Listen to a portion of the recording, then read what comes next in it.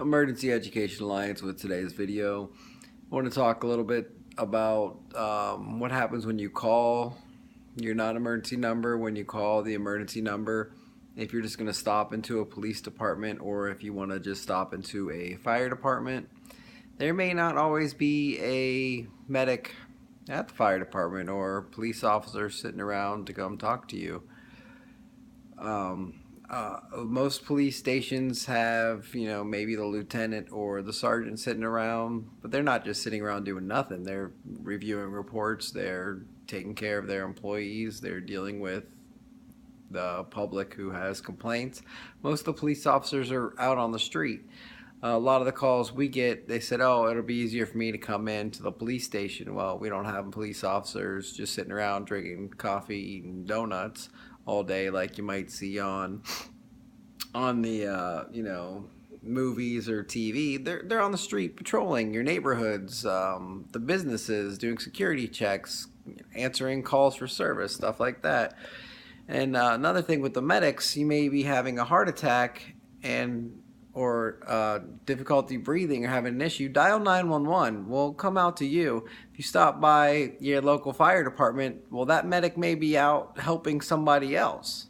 They might not be there. There might be a fire in the city and every single person in the whole building is gone, and hopefully there's a ring down that'll ring into the dispatch center and we can send another medic over to you.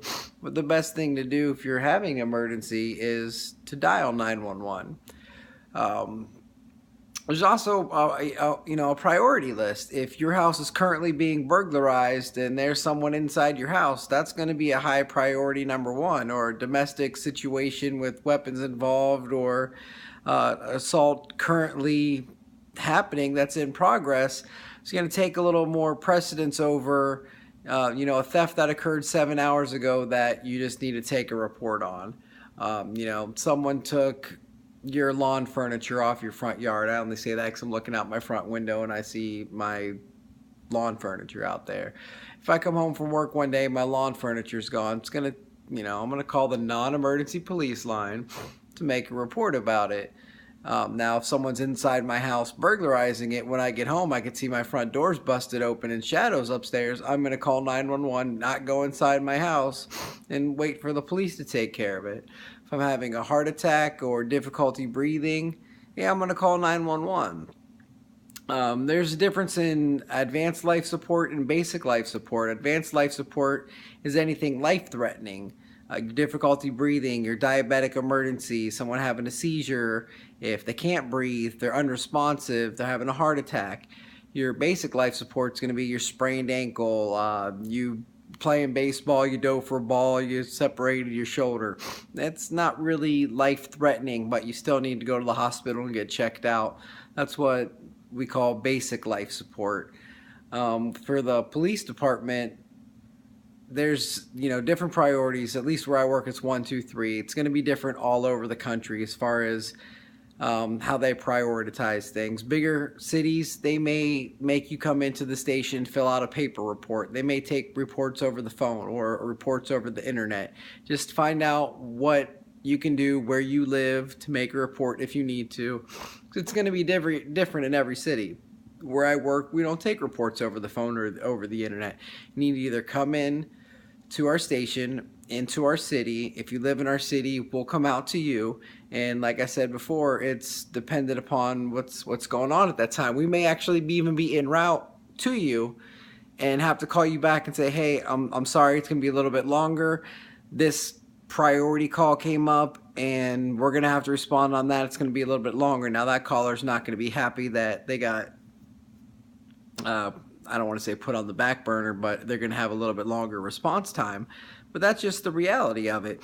If you have 5 officers available and they're all tied up, well, you have to wait for one to become available. If you have 5 medics in your city and they're all helping other people, well, you got to call the neighboring city to see if you can borrow one of their medics. And if they're tied up, then you got to go next on the list, next on the list, next on the list, next on the list. One time last week, we were down to all of the medics in our city were gone, then the 5th on the list in another city. We still got the person help. We got them the help they needed in a timely manner.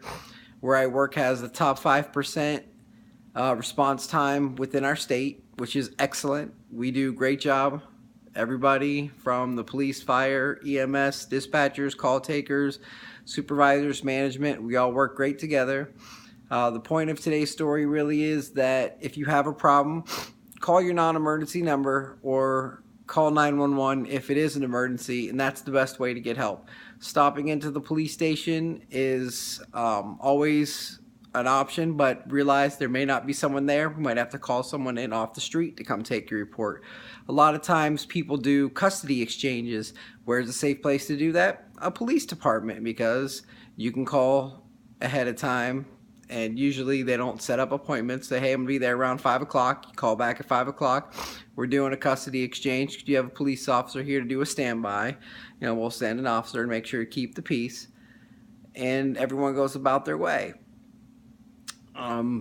Just really want to put it through to your heads that, if you call 911 and you're like, why aren't they here yet? We live, quarter mile from the fire station. That medic may be helping somebody else, and it has to be the medic from across town.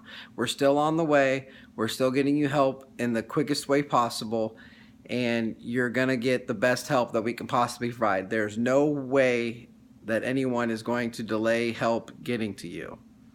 Well, I can't say that for a fact because, mistakes happen, but we try our best every single time to get help to you as quickly as possible. Like the video, subscribe to the channel, check us out on the social medias, and the website should be up tomorrow. Can't wait. Tomorrow's video is going to be all about the website. It's going to be great. Be good to each other. Be good to yourself. Enjoy your day. See ya.